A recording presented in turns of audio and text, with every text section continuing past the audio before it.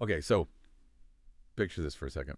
You're in a hardware store, just wandering the aisles, maybe looking for something specific like a soldering gun. That's actually what Ang, the author we're looking at today, was doing. And then, amongst all the serious stuff, the drills, the power saws, something catches your eye. Something, well, unexpected, kind of charming actually, and it's designed for tiny hands for kids. So yeah, that's our focus today. We're doing a deep dive into this intriguing find. A hardware tool set, but made specifically for children. The marketing says it's an ideal way for children to start engaging with home repair at an early age. But is it really? Or does this miniature set, despite looking cute, maybe raise some interesting questions about safety, yeah, but maybe also development, our expectations. And the insights for this, they come from Notes on Home Improvement, Part 96 by Ang. It's a really fresh take, published just today, actually. Came right out of Ang seeing this product. So it's a perfect little case study, really, to unpack some bigger ideas from this little surprising find. Exactly. And our mission for you listening is really to look beyond just the, oh, isn't that cute reaction. We want to pull out the key insights about this product, not just the surface appeal, right? We need to balance why it's appealing, those perceived benefits, with the very real concerns that Aang raises, and ultimately use the specific example to think a bit more critically about how even simple things like a toy tool set can tell us a lot about, how we view childhood, play, maybe even what a tool is. Okay, so let's get into it. Aang describes finding this kid's hardware set as a delightful and unexpected find. Right there in the hardware store, it jumps out, and the message is pretty clear. This is supposed to be the ideal way for children to start engaging with home repair at an early age. Yeah. You can almost see it, can't you? The tiny hammer, the little screwdriver, sparking some future DIY expert. There's definitely a charm there, but... And this is where Aang immediately flags something interesting. Despite that initial charm, the recommended minimum age on the box is 3 years and above. Yeah. And that number, 3 years, it immediately brings up some tension. It really does. And that tension, that's exactly where Aang's observations become so useful for thinking about child development and, frankly, product design. Aang points out two really specific concerns, and they're tied directly to how young kids actually interact with the world. First, and this is critical, Aang notes that many children over the age of 3 still tend to explore the world by putting objects in their mouths. And look, that's not just some, weird habit. It's a normal developmental phase. Oral exploration. It's how they learn textures, shapes. Right, even past age 3 sometimes. Exactly. And it's why toy safety standards are usually so strict about small parts for that age group. Choking hazards are a real thing.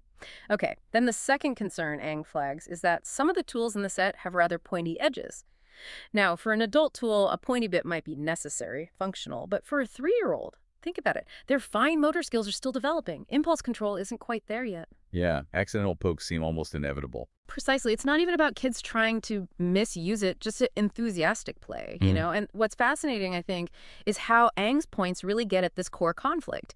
We want to encourage practical skills early, right? That's the appeal. But we have to square that with developmentally appropriate safety. It's not just sharp edges. It's this whole idea of toy versus tool and where the line is drawn or blurred. It really is a strange contrast, isn't it? Yeah. You've got that first reaction, the delight Aang mentions, seeing these mini tools. It taps into something, that idea of early engagement. Yeah. But then, boom, these really practical, valid safety worries. Pointy bits, the whole putting things in mouths stage. So, yeah, how do we square that circle? How do we reconcile the charm of it all with the actual safety needs of a toddler? Is the product just fundamentally flawed? Or maybe just aimed at the wrong age group? What's the deal? That's the million-dollar question, isn't it? And it really cuts to the core of designing products for kids. I mean, sure, you could argue that with very strict, constant supervision, maybe even a real tool could be handled safely, maybe.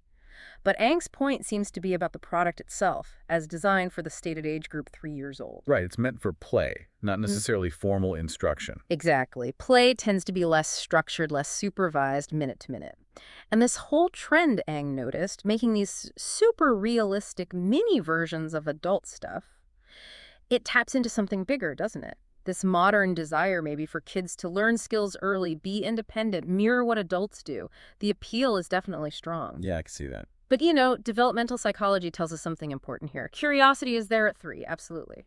But the cognitive readiness, the physical coordination, the consistent safety awareness to truly engage with tools, even toy ones, that often comes later for many kids. So it makes you question what early engagement really means for a 3-year-old with, say, a pointy toy screwdriver. That's a really good point. It shifts the focus. It's not just about this specific toy. It becomes, like you said, a case study for understanding how product design and marketing intersect or sometimes clash with actual child development. Right. If we zoom out, Aang's whole experience here is a great reminder, isn't it? To always try and look past the initial charm, the marketing message, and really consider the real-world implications. Especially for the youngest kids, who experience the world so differently, so much more through touch and taste sometimes. Absolutely. A fantastic example of how something seemingly simple, found unexpectedly on a shelf, can spark a much deeper conversation about design, safety, how we view childhood itself. So maybe a final thought for everyone listening. The next time you see a toy version of a real-world tool, or really any product marketed for that kind of early learning, what questions will you start asking? What potential hidden perils or maybe even surprising kinds of play might be lurking just beneath the surface in the age rating or the materials or just the overall design? Something to think about.